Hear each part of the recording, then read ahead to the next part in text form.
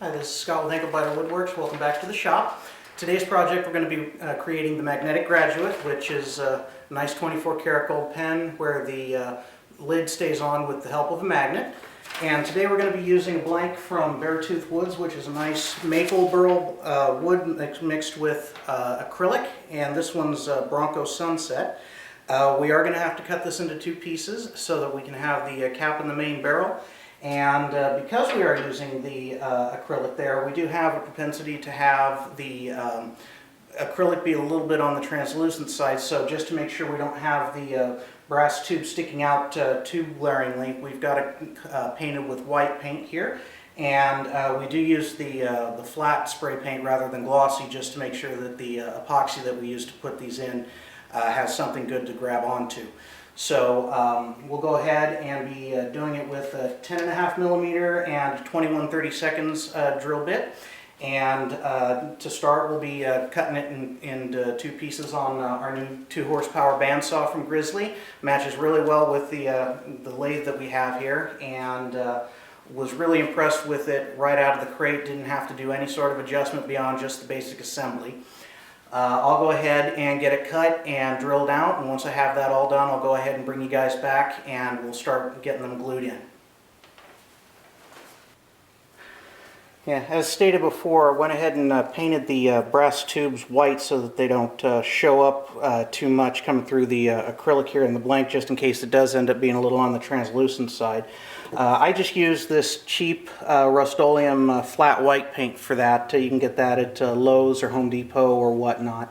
You just want to make sure it's flat and not glossy or semi-gloss, because we want to make sure that the epoxy has a good surface to adhere to. And I went ahead and spray painted these the other night and just took one coat, but it is a good idea to let it dry for 24 hours just to make sure that the paint's adequately adhered to the brass. And since Penn State started sending out their pen tubes pre-scuffed, didn't really have to do much of anything other than just paint it. And to do that, all I did was bend some pipe cleaner here and then fit it over it so I could spray paint it, and then I used these to hold it up while it dried.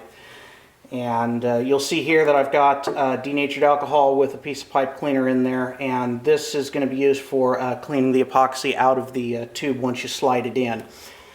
And for the epoxy that we're using, it's just a standard 5-minute epoxy. I prefer to use the ones that come from the hobby store that are typically used for like the RC airplanes, RC boats, just because it tends to remain a little bit on the flexible side after it's cured, and I haven't really had any problem with it getting brittle over time.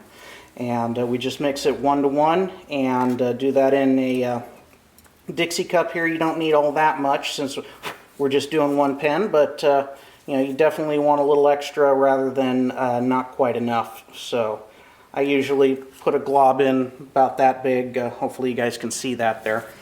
And once you get it mixed up, it's with one pen you've got plenty of open time, but if you're doing 2 or more pens, you probably want to break it down in stages just because of how quick the 5-minute epoxy does take to set up.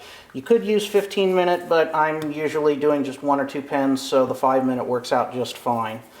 And mix it up thoroughly, and sometimes what I'll do is, since it does get rather chilly out here in the garage, I do tend to take the bottles of epoxy and sit them in some lukewarm water for a few minutes beforehand. That usually just makes the epoxy flow a lot better and go together a lot easier, but not too bad right at the moment, and so we won't really worry about that too much. Now that we've got that done, we'll put it into the tube here. Make sure you got a nice even coat all over the inside. And we want to insert the tubes from the end where it was cut. That way when it's all put back together, the grain matches up much better. So you want to keep that in mind as you're gluing things in and sliding the pen tube in. And right now you don't want to really have to worry about keeping things nice and neat and pretty. That's why we've got the pipe cleaner in the alcohol there, so that we can clean this up once we get it in there. So then put it in and kind of twist it around as you do it, and then it's pretty much just squish like so, and then you want to push it just a little beneath the surface. That way you've got enough of the blank to clean up afterwards when you run the barrel trimmer. So and then we just take the pipe cleaner, use that as a little scrub brush with the denatured alcohol, and that cleans it out really nice and neat and pretty. And just kind of dry a little bit, make sure you got all the stuff. So as you can see, it's nice and neat, and there's no epoxy set in there. So we'll set that aside, and whoops, get back here. Throw that back in the alcohol there, and we'll go ahead and get this second barrel glued in here. And just, you know, don't be sparing or stingy with the glue. Having a little more glue in there than not enough is always a better thing. And using the chopsticks or the skewers like I do here for mixing and applying, it makes it a lot easier to get down into the longer blanks there, so you don't have to worry about having a spot in the middle where it doesn't have any glue. I've run into that a couple of times, and it's never pretty when you get down to the final turning there just before you start sanding, and then you get to have the blank explode on you. And take the remainder of epoxy here. It's starting to get warm, so you can tell it's starting to go off, but we've got plenty of time here to get this last tube in there.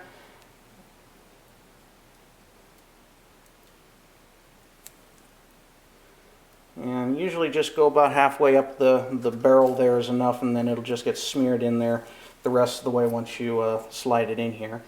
So slide that on in here, push it in on some cardboard,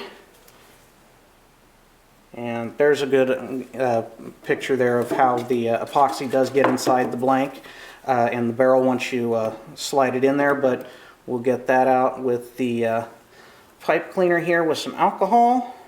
And if you do it right after you get it in there, you don't have to really worry about anything sticking that we don't want to have stick.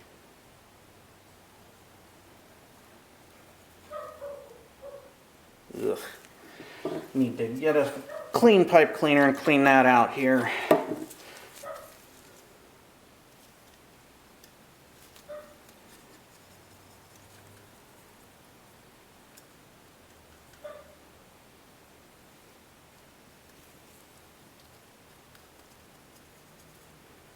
There we go. And we do want to keep the tube just below the surface there on the joint where we cut it in half on the bandsaw. That way all of the grain matches up nicely once we get it back together. So this will take about 5-10 minutes to completely cure, and once that's done I will go ahead and bring you guys on back, and we'll get to trimming and truing up the barrel ends there.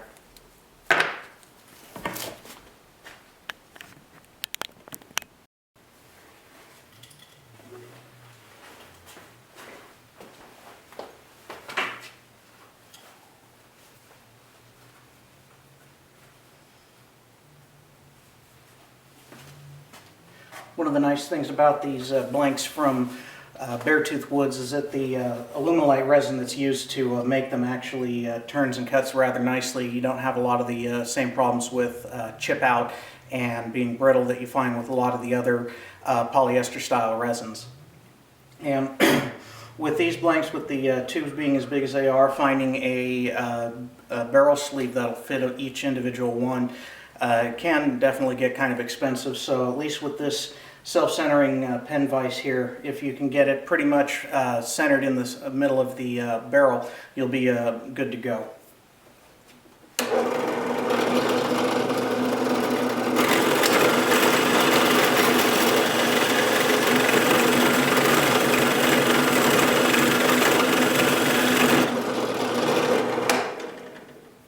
Just go at it nice and easy, and then that way it doesn't dig in too much and you don't have to worry about having anything get caught and chipping out.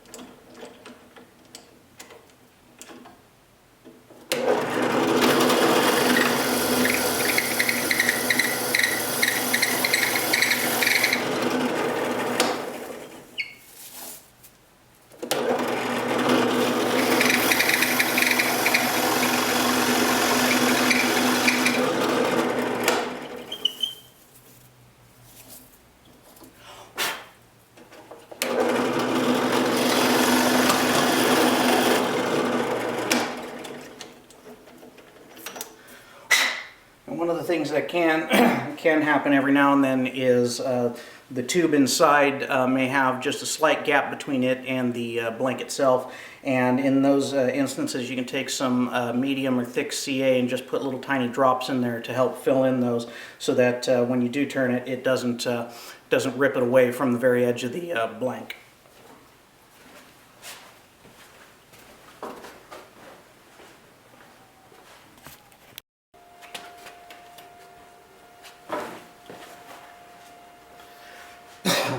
Well, hopefully this new shot angle here will make it easy for you guys to see what's going on. I've got the bushings input for the blank there. I've got it on my 7mm mandrel with the mandrel saver tailstock. We're going to go ahead and get it rough turned round, and we're going to start out about 1500 RPM to do that.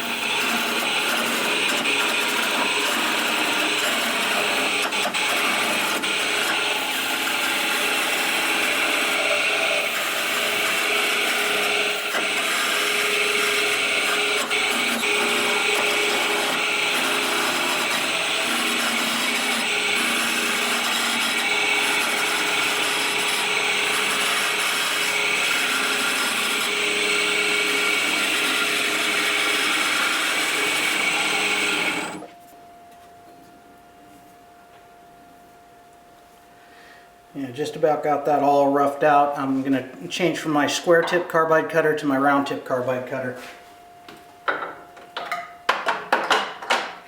Just like with all acrylics, you do need to have a gentle hand with it, otherwise you do have to worry about it exploding on you. But we'll go ahead and bring it up to about 2000 RPM, and we'll start doing some shaping on these now.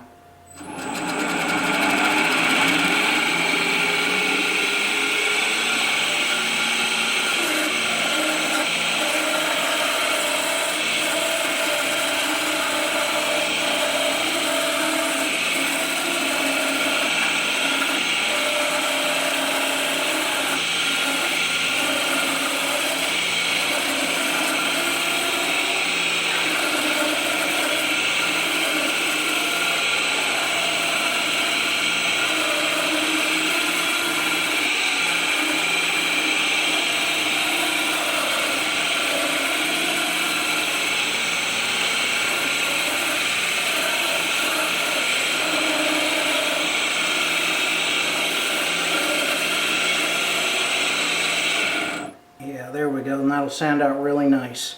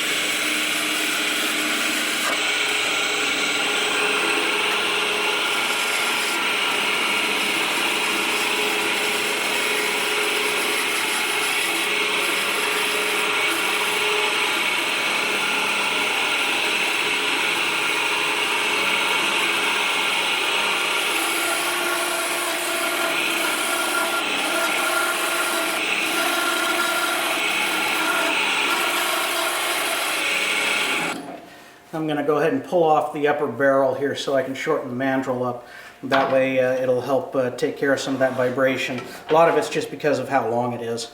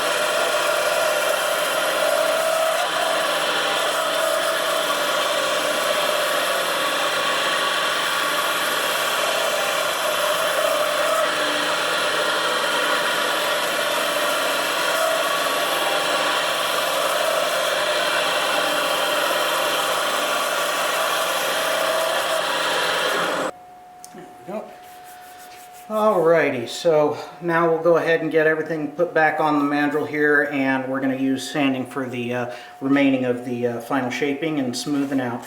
We're going to go ahead and bring it up to about 400 grit before we start putting on the CA finish.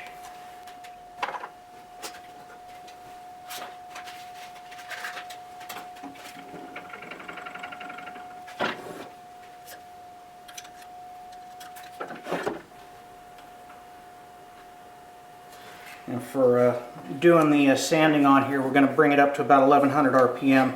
That way we can get enough chance to get the grit to bite while not generating enough heat that we would melt the acrylic. And we're starting out with 120, and we'll see how that goes, and we'll start working up from there.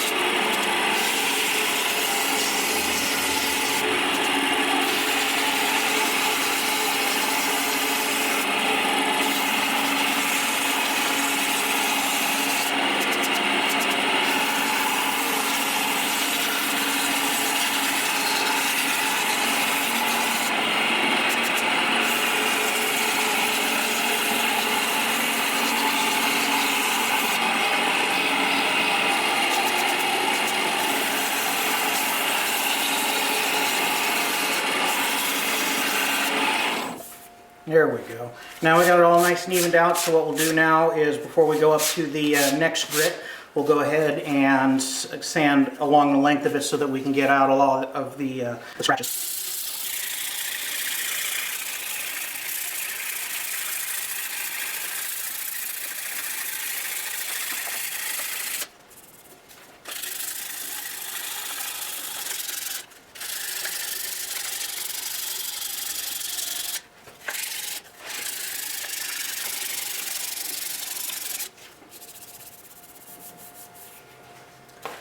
Okay, now from here we'll go up to 240 grit.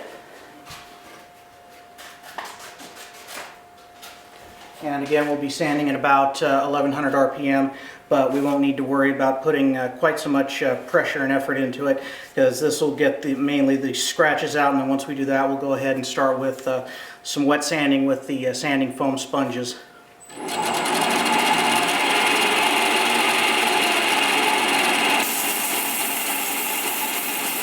Just need a light touch when you're doing this one.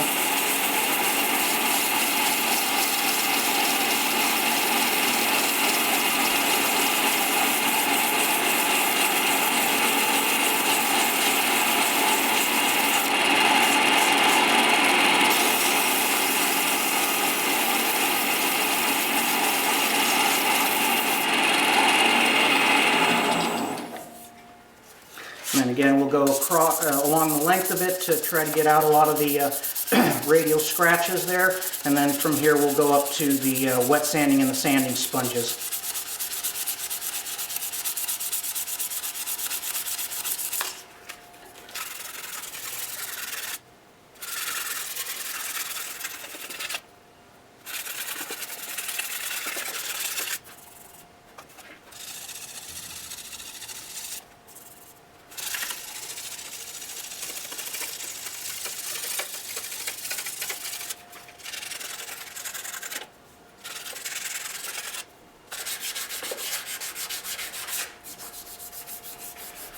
There we go.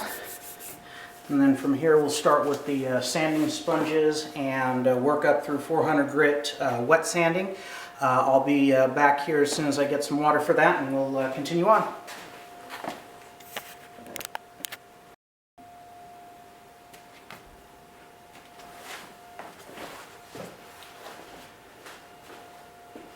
Okay, we're going to go ahead and start wet sanding here with the 3M sanding sponges that you can get from Home Depot or pretty much any other home improvement store.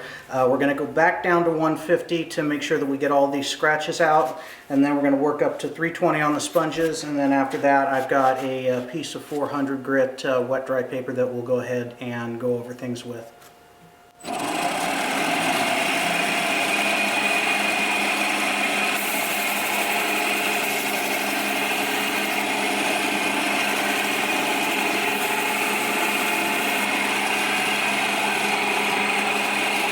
Important to remember that between the grits you want to wipe it down so that you don't have any chance of having any of the higher grits left on the media when you go up to the next one and have it destroy it. And from the looks of it, we've got a little bit more sanding to do, but it's cleaning up nicely here.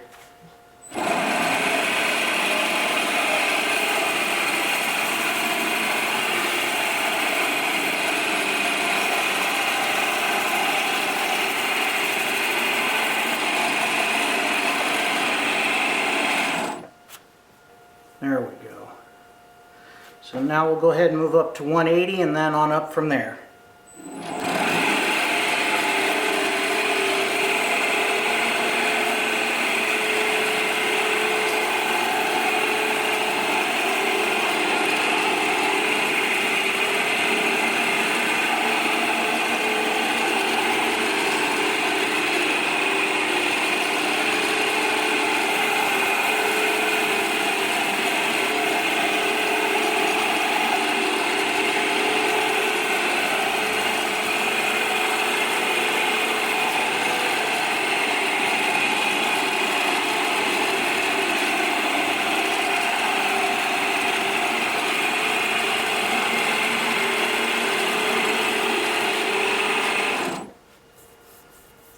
Actually, that looks like it doesn't need to be taken up to 400 grit before we put on the CA finish for that. That came out nicely.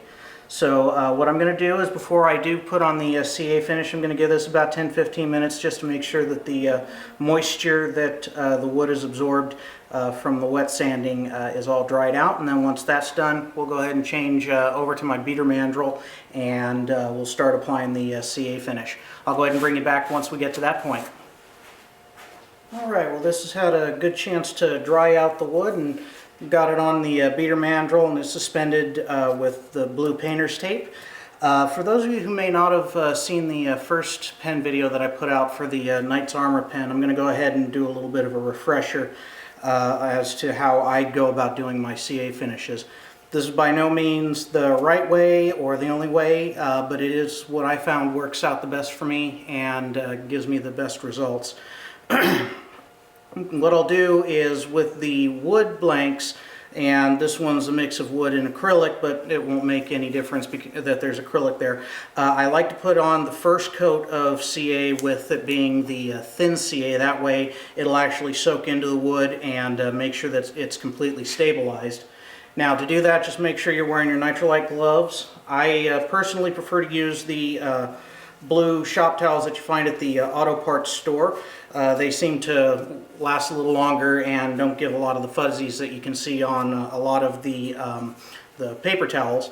And what I'll do is I'll get the lathe spinning here at a real low speed, probably 350 or so, and we'll go ahead and start putting on the CA finish.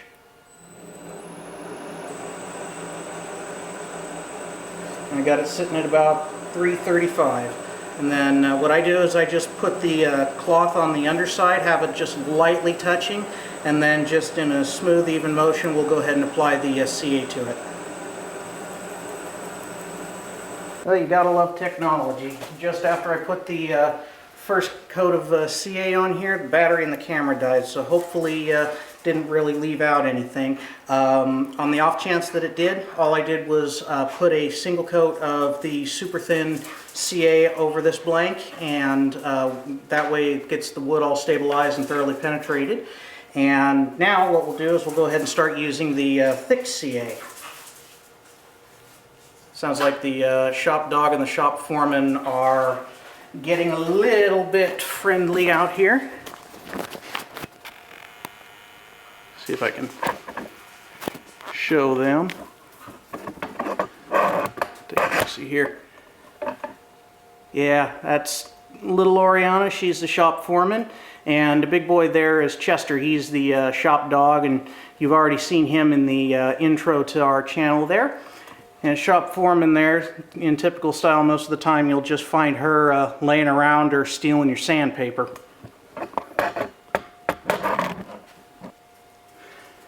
Alright, well, let's go ahead and get going on the CA finish here and start building it up. Again, got the blue shop towels that you find at the auto parts store. This time I'm using the extra thick CA glue. Just like with the epoxy, I prefer to use the kind that you find at the RC Airplane hobby store, because I've noticed that they tend to be a lot more flexible and resilient once they've set up, and don't tend to crack or get brittle. So what we'll do is we'll bring it up to about 300, 350 RPM and start applying our coats. In between each individual coat of the thick, we do give it a quick spritz of the accelerator. We don't do that with the thin CA because that'll give you the white crusties and the haze in it. But a little bit of the accelerator on the thick definitely helps it dry quicker and allows it to you don't have to worry about it pooling or forming blobs or anything, or God forbid you get some dust in there. And we'll go ahead and get started on that.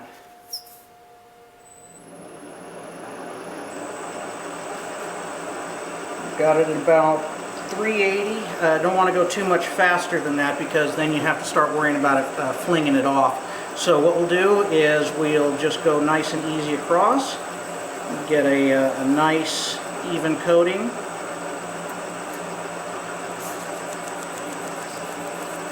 Go back and forth a time or two and give it a second or so to settle out, and then we give it a quick spritz of the CA accelerator. And you'll notice that when you do that, you do tend to get a little bit of a stippling texture on there. That's okay. As long as it stays about this level right here, we won't have too much of a problem sanding it off and getting it all smoothed out. So we'll keep going here, and do not reuse your towels there, because that's just asking for trouble. So what I do is I usually tear my towels into 9 individual little pieces, fold it on itself a couple of times, and then that way it gives me enough towel that I don't have to worry about sticking to it as it dries.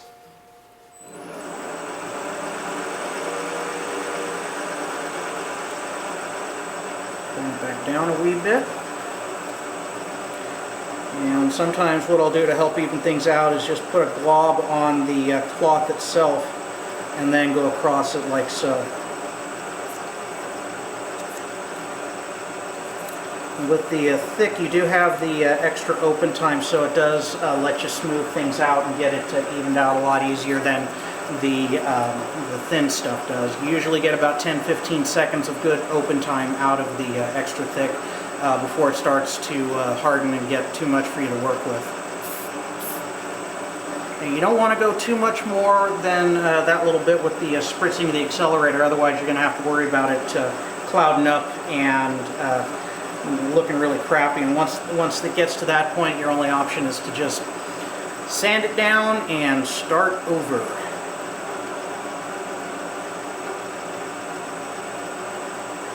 Nice thing I like about the thick CA over the thinner stuff is if you have like little scratches or little nicks or whatnot, or you have some check marks in the wood part of it, the thick CA will actually go in, fill it in, even it out, and you don't have to be quite so perfect underneath it, because a lot of the real tiny scratches, the thick will just go in there and you'll never even see them.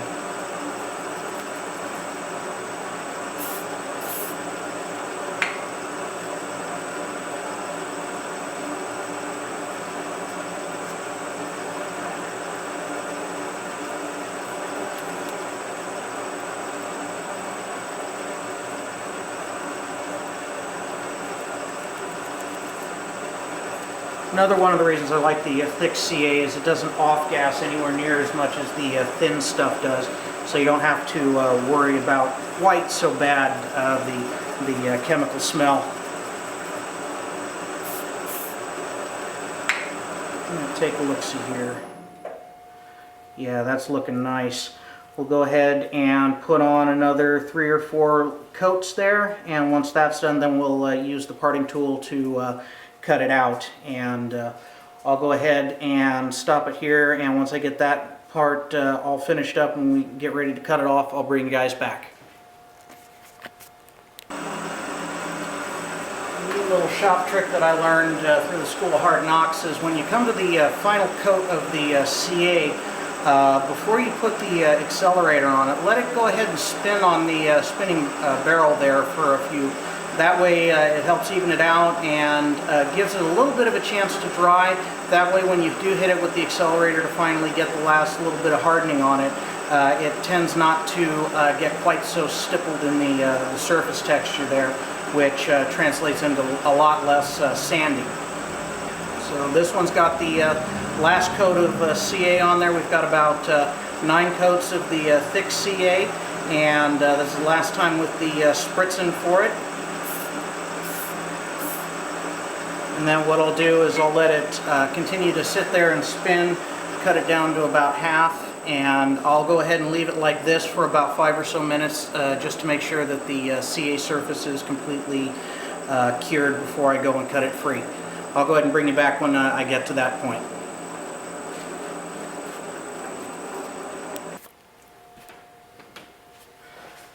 Alright, well, I let it set for about 3 or 4 minutes and did a quick test here, and looks like we're good to go. So what we're going to do is we're going to go ahead and use the carbide cutting tool, or parting tool here, and we're going to go ahead and separate it from the buildup and the blue tape that's on either end of it. We'll go ahead and bring it up. We'll bring it up to about 1500 RPM and then just really carefully go into it and get it nice and flush.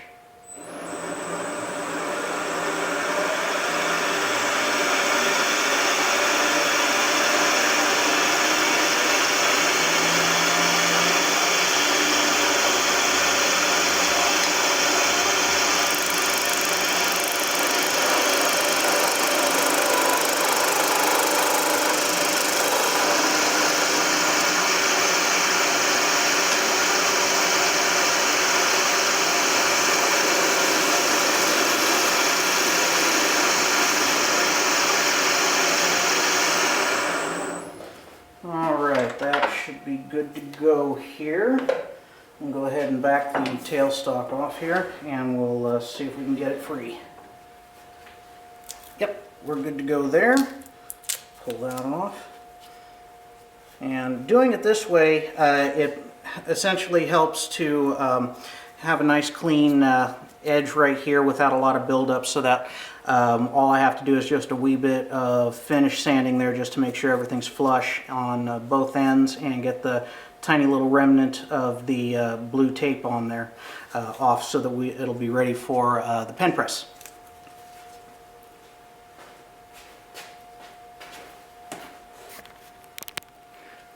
And just in case the camera had cut out on the other one just before I did the thin CA, I'll go ahead and show you guys again, and that way everything is captured properly. So if it did record it, sorry for repeating myself here, but this is one of those steps that at least for me gives me the best results, so I felt it was important to make sure to drive the point home.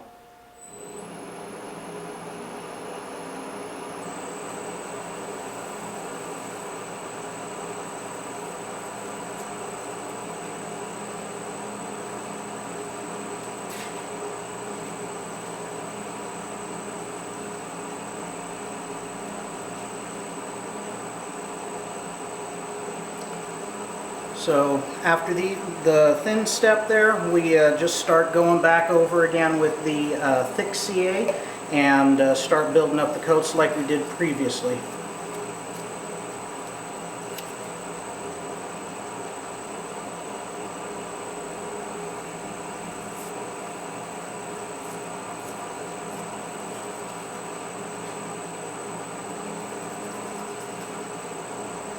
Bring up to about 500.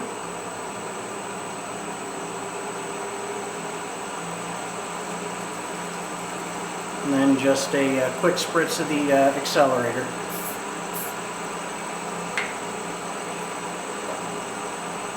Give that a moment to dry while you fold the next piece of cloth.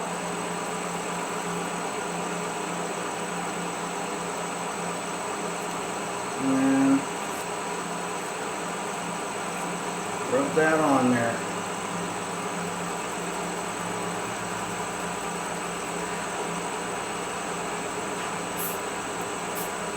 One thing that can be kind of disconcerting is, and I don't know if you can see it while it's spinning there, but every now and then you might catch on especially with the darker colors, you might see like a white blotch, or at least what looks like a white blotch on it. So you can always check, and usually you'll find that it's just the iridescence of the acrylic that's giving that little flash as it's rotating in the light there.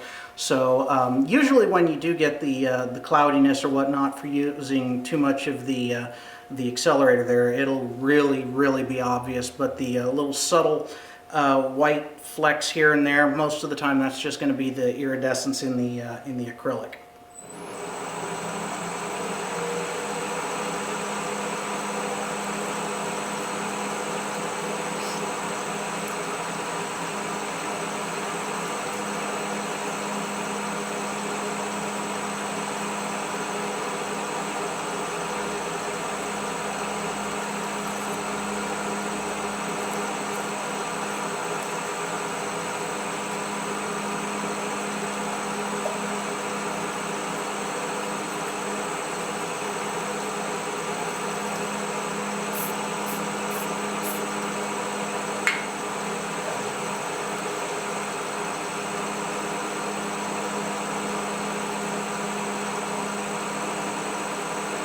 One thing to take note of is you want to come in from both sides during the process of building up the layers. That way you don't have one side that gets an unusual amount of the CA built up on it, and that way you can make sure it's nice and easy, because if you have one higher than the other, you do have to worry about the side with less being in danger of actually having the finish on that side being sanded away during the sanding and processing process.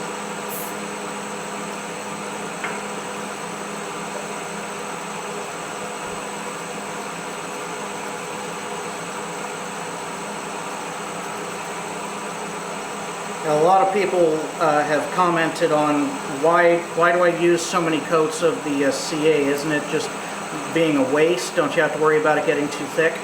And while you do have to be concerned about the possibility of it being a little on the thick side and being above the lip of the bushings, most of the time if you do it right, you really don't have to worry about that too much. What I usually do is when I'm sanding the blank up in preparation for putting on the finish, I will actually have it sanded to just a hair below the edge of the bushing.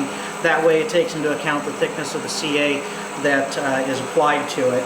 And with regards to just using a bunch of coats on there, The pen that this particular one is going to be replacing, I used for about 3.5, 4 years, and it had been dropped on countless blacktop, cement, dirt, just about anything you can think of. I even backed over it once with my car, and there was hardly any marks or whatsoever on the CA finish, and it was still as mirror smooth as the day that I had initially made it.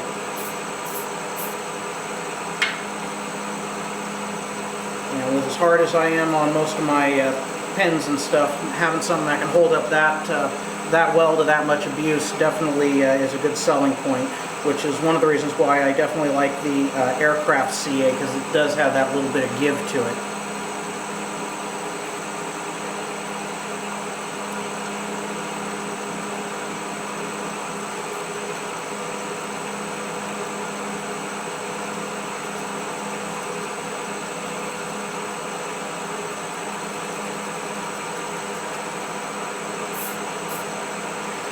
Running it at the 550 RPM, it gets it going fast enough that when you do spritz it with the accelerator there, that it gets over the entire surface, and you don't have to worry about having some areas that didn't get enough to set it off.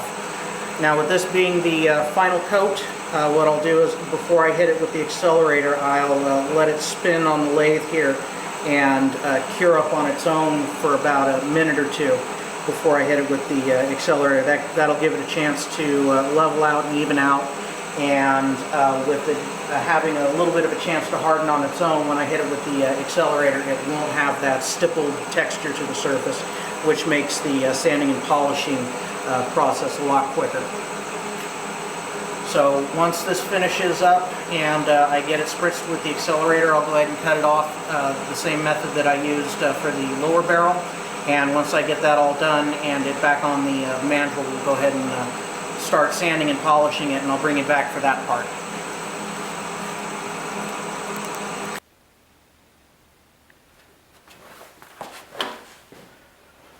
Alright, well, now that we got it all cured up and got it back on the mandrel and the openings of the tubes all cleaned out, we'll go ahead and start sanding this, get it all evened out, and we'll start with 120 dry sanding, and that'll get it all evened out the best. Going to go ahead and bring it up to about 1100 RPM, and should make quick work of this.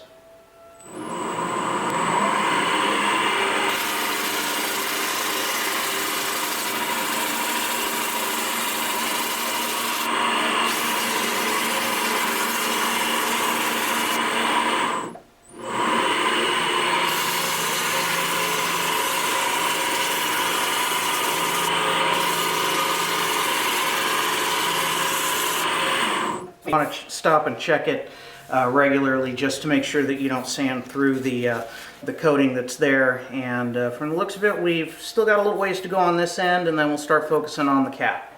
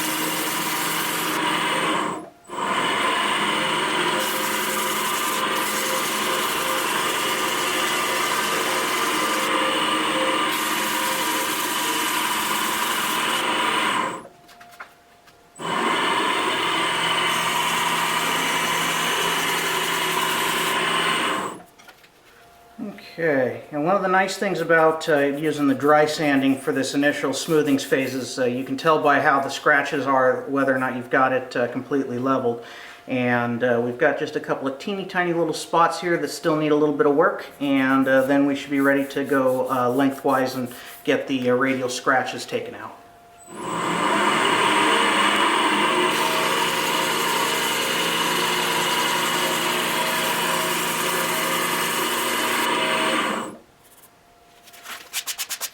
Alright, so we'll go ahead and start working on the radial scratches here.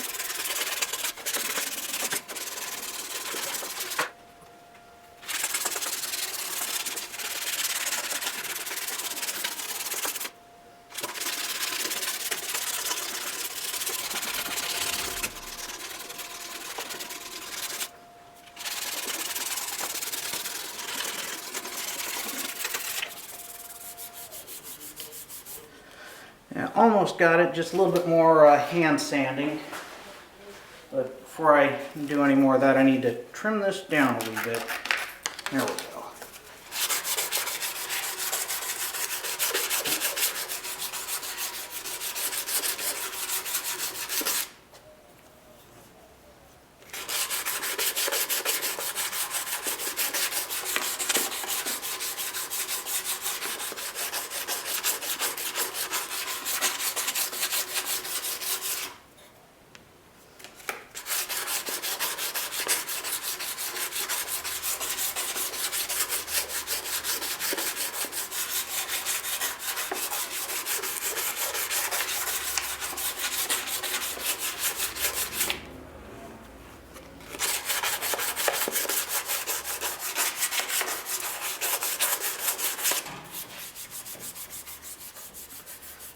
There we go. Now we've got all the radial scratches and, well, just a wee bit here. You want to take the extra time on this step. That way, when you do get up to the finer grits, everything is looking nice and flawless. So now we'll go ahead and step it up to a little bit of 220 or 240 and go from there.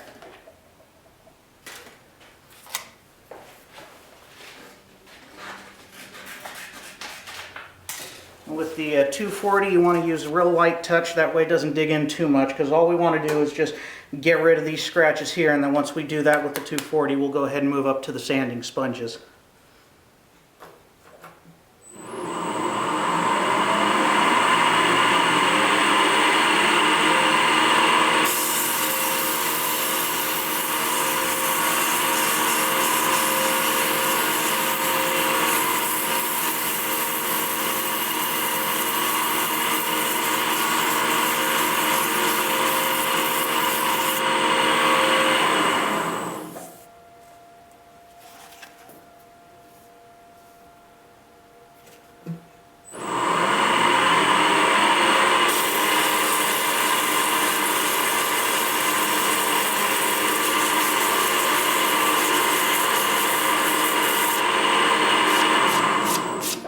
There we go.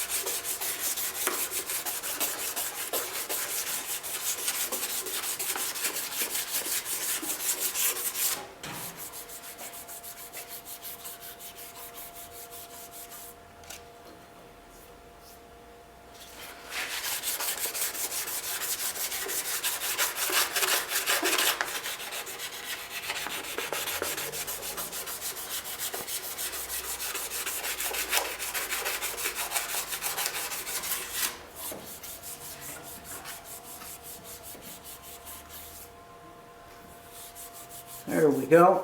Now we're ready to start with the sanding sponges. Just like we did before, we're going to go ahead and start with 150, work all the way up to 320, and then we're going to go from there with the MicroMesh pads and polish it up to 12,000. Just like in the beginning, we're going to go ahead and do this wet sanding. And starting with the 150, that'll take off what little bit of scratches were left by the the 240 sandpaper, and by the time we get done with the 150 you won't see any more of the scratches. Bring it up to around 1200 or so, and then just very gently and lightly go in a swirling motion on the blank there. Doesn't take much. And we'll wipe the residue on a towel so that it doesn't build up, and let's check to see if we got all the scratches off.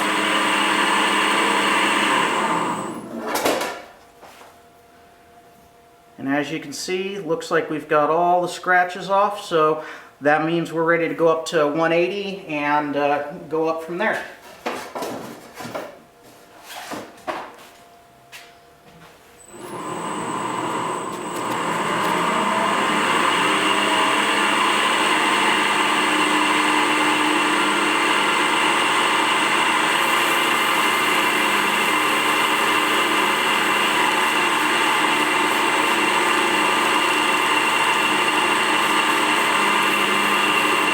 Nice thing about the CA finish is once you get it all evened out, it does polish up rather easily and quickly. It's just doing your homework before you get to the point of polishing.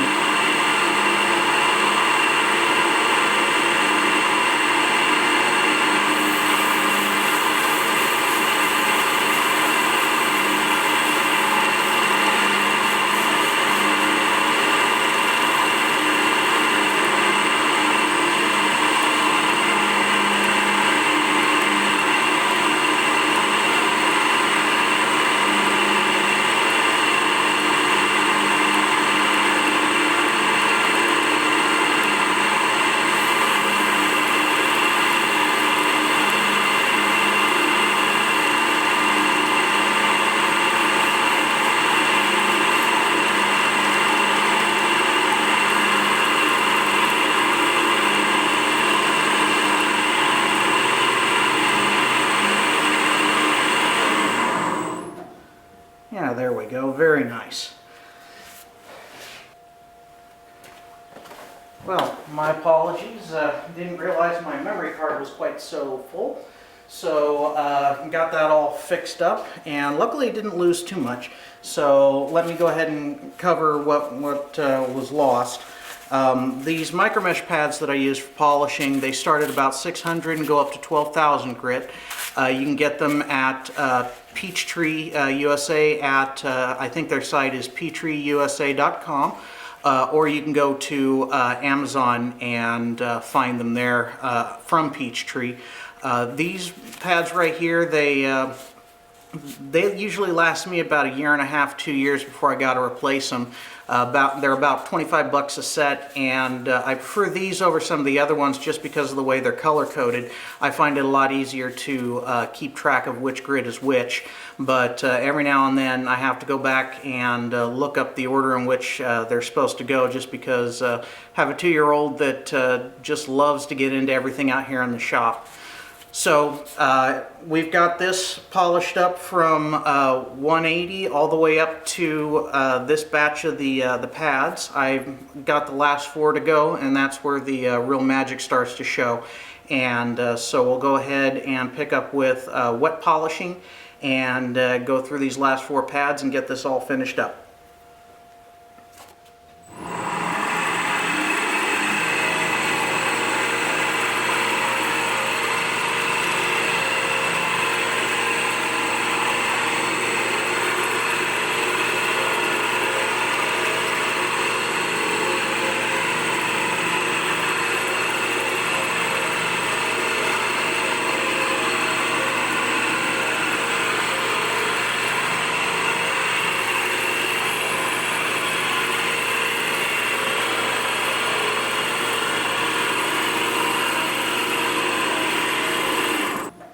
There we go.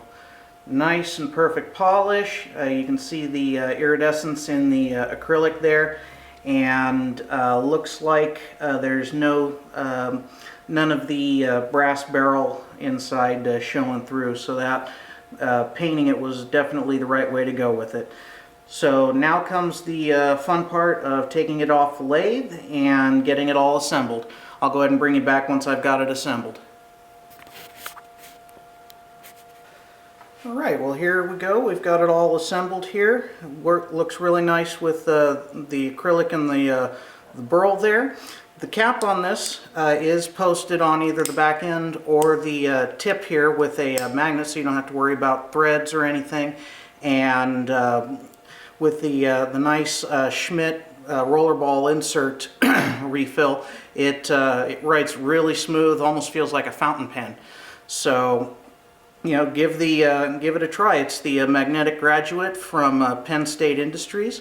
And I want to give a huge shout out to the McFarlanes up at BearTooth Woods. They've always got such interesting and awesome looking blanks, and never had a blank that I hadn't liked, and the quality of them is just absolutely gorgeous. So give Ernie or Robin an email, or you can visit them at BearToothWoods.com, and they'll definitely hook you up.